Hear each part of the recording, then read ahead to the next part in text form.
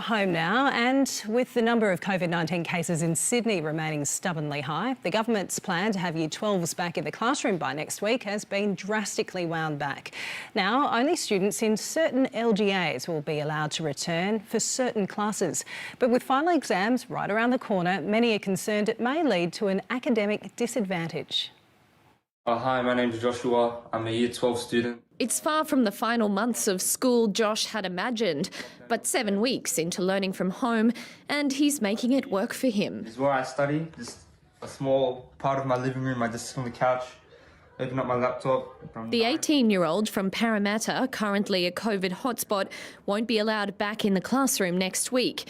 And like many of his peers, he's questioning whether he'll be disproportionately affected. In terms of like a learning perspective, they're in the proper environment and they get help from the teachers, they get pushed to do well. So what is the current plan for Year 12s returning in Greater Sydney and Newcastle? A flexible model will be in place for HSC students outside of the 9 LGA hotspots, meaning they'll be able to re-enter the classroom for essential lessons, wellbeing support, but not regular classes. But more than 20,000 students who live or go to school in the hotspots won't be returning for now and will continue remote learning.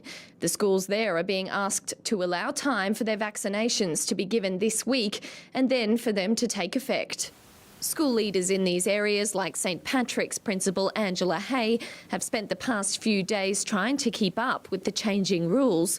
She says she's had to ease the concerns of both final year students and their parents that they could be disadvantaged. And there really was a sense of uncertainty, of concern around this isn't fair, but we are confident that we know our young people well. We're confident that those assessment marks will be accurate, and we're confident that NESA has processes in place to make sure that moderation happens. In the meantime, all Year 12 students in Greater Sydney and Newcastle will complete their trial HSC exams from home.